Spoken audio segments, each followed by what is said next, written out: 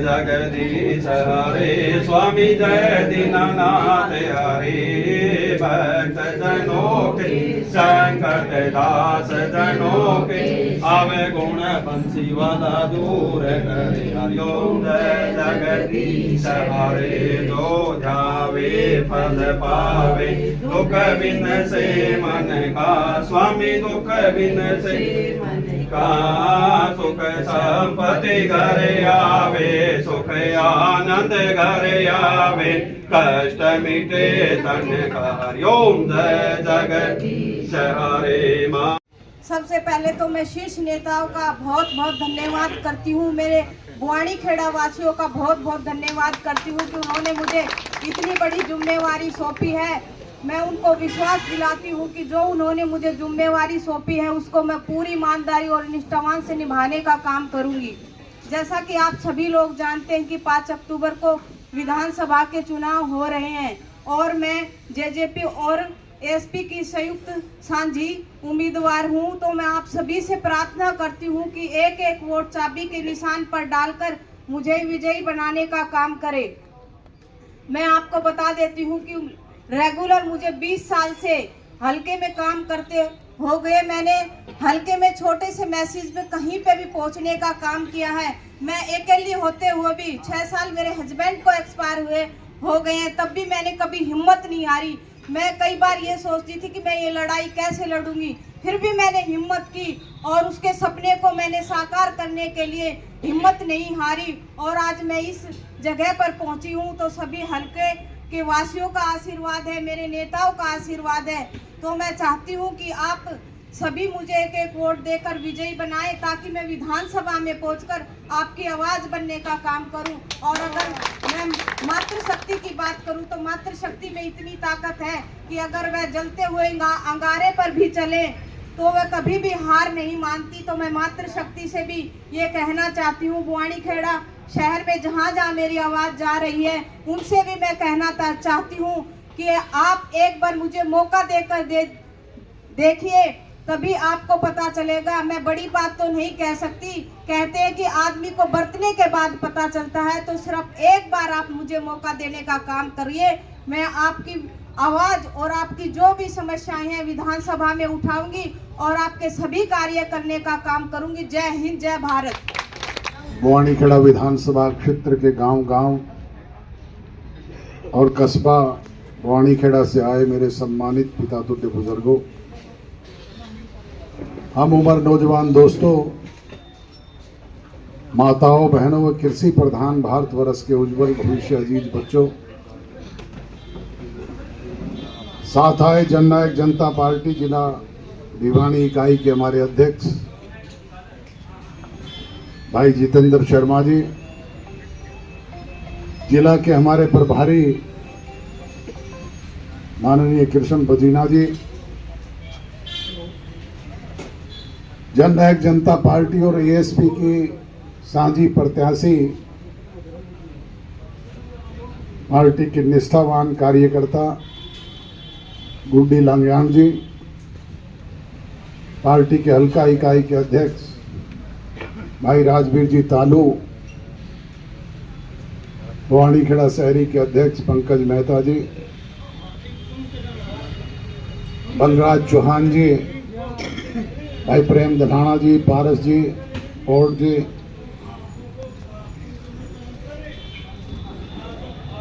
Party के तमाम समर्पित वरिष्ठ सक्रिय कर्मठ और निष्ठावान कार्यकर्ता साथियों, आज इस चुनावी कार्यालय के उद्घाटन के अवसर पर आप सब लोग यहाँ पे एकत्रित हुए कि आगामी 5 अक्टूबर को हरियाणा प्रदेश की विधानसभा के जो चुनाव होने जा रहे हैं उस चुनाव को हम किस तरीके से मजबूती से लड़ें, उसमें विजय श्री प्राप्त करें, इस पे विचार विमर्श करने के लिए बुजुर्गों और नौजवान दोस्तों, आज मुख्य मकसद यही है कि आगामी 5 अक्टूबर को होने जा रहे इस विधानसभा के चुनाव में हम ज़्यादा से ज़्यादा अथक प्रयास करके, कड़ी मेहनत करके, लगन से जुट करके पार्टी की गठबंधन की साझी प्रत्याशी गुड्डी लांगयान को यहां से भारी बहुमत से चुन करके भेजने का काम करें। अभी थोड़े दिन पहले लोकसभा के चुनाव होकर के हटे हैं और लोकसभा का चुनाव राष्ट्रीय इश्यूज को लेकर के लड़ा गया था।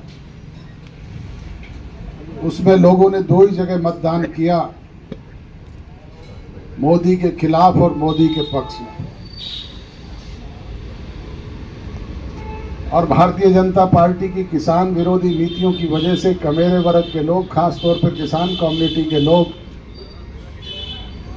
उनकी किसान विरोधी नीतियों की वजह से तंग और परेशान थे, दुखी थे। इसी वजह से अमृतसर से लेकर के अलीगढ़ तक और मुजफ्फरनगर से लेकर के बाड़मेर तक किसान ने बिना ही मांगे कांग्रेस के पक्ष में मतदान किया। इसी तरीके से एससी कम्युनिटी के लोगों ने संविधान बचाओ के कांग्रेस के नारे में आकर के कांग्रेस के पक्ष में पूरे देश में एक तरफा मतदान किया। माइनॉरिटी के लोगों ने भी इसी तरीके से बिना ही मांगे आरक्षण उनका छीन ना जाए, इस बात को मद्देनजर रख करके कांग्रेस के पक्ष में पूरे देश में मतदान किया, जिसका खामियाजा हमें भी भुगतना पड़ा, क्योंकि हम भी 4.5 साल राज में उनके साझेदार थे। इस वजह से हमें भी उस बात का भारी नुकसान हुआ।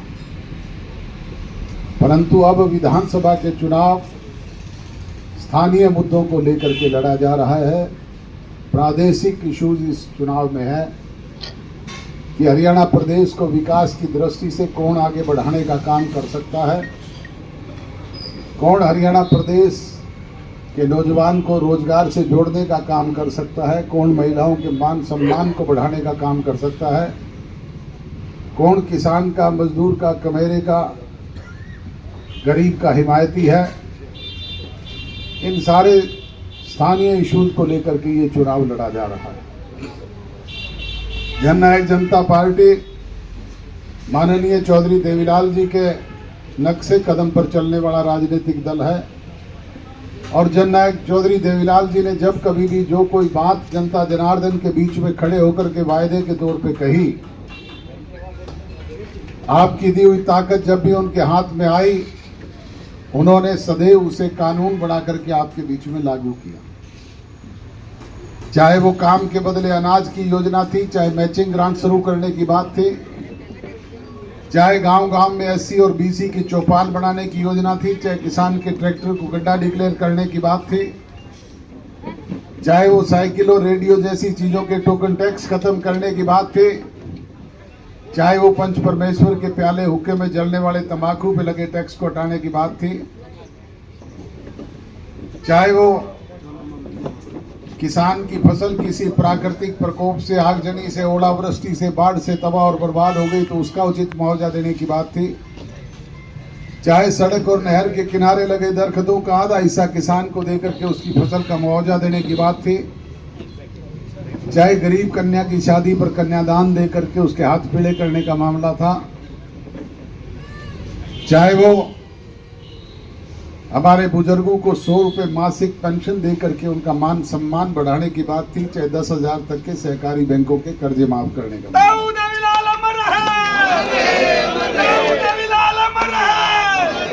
इस तरह की सारी बातों को विधिवत रूप से कानून बना करके उन्होंने लागू किया, जिसका फायदा आज हरियाणा प्रदेश के लोग ही नहीं, पूरे देश के सतर पे किसान को, कमेरे को, गरीब को, मजदूर को, छोटे कर्मचारी को, व्यापारी को मिल रहा है। इसी तरीके से जननायक जनता पार्टी ने भी आज से 5 वर्ष पहले अपने चुनाव घोषणा पत्र के जरिए जो जो वायदे आपसे किए थे, आपकी दी हुई ताकत हमें मिले और सत्ता में भागीदार हुए 20% के हिस्सेदार चाहे थे, फिर भी हमने 90% बातें अपनी चाहे कानून बढ़वा करके लागू करने का काम हरियाणा प्रदेश की विधानसभा में। दोस्तों, चाहे वो प्राइवेट सेक्टर में नौजवानों को 75% रोजगार का अधिकार दिलाने का कानून बनाने की बात थी, चाहे इन माताओं और बहनों को 50% पंचायती राज संस्थानों में भागीदारी देकर के इनका मान सम्मान बढ़ाने की बात थी, चाहे वो बैकवर्ड क्लासेज के लोगों को 8% का आरक्षण देकर के उनका मान सम्मान बढ़ाने का मामला था, चाहे वो राशन डिपो में 33% आरक्षण महिलाओं को देकर के उनके रोजगार के द्वार खोलने का इशू था,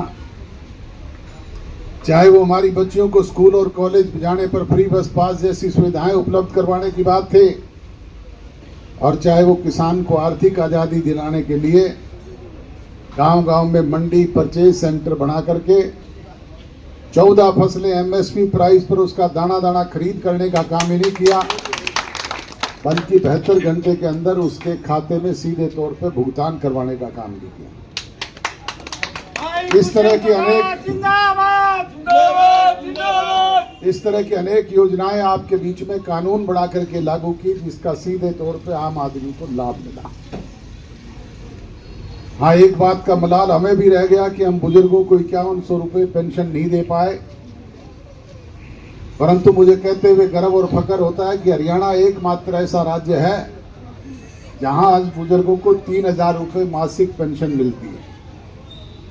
भारतीय जनता पार्टी की तो आज भी 16 प्रदेशों में सरकार है, 4 में कांग्रेस की हुकूमत भी है, परंतु किसी भी प्रदेश में 1500 से ज्यादा बुजुर्गों को पेंशन नहीं मिलती। हरियाणा ही एकमात्र ऐसा राज्य है जहां हमने हर वर्ष 250 रुपये पेंशन बढ़वा करके इसे 3000 तक पहुंचाने का काम किया, और जब भी मौका मिलेगा 5100 करने का काम भी हम ही करेंगे। कहने को तो आज भूपेंद्र हुड्डा सरीखे लोग रोजाना लोगों के बीच में कहते हुए घूमते हैं कि हम 6000 रुपये मासिक पेंशन देंगे, 500 रुपये में गैस का सिलेंडर देंगे, 300 यूनिट फ्री बिजली देंगे, और तरह तरह की घोषणाएं करके लोगों को बरगलाने का काम करते हैं।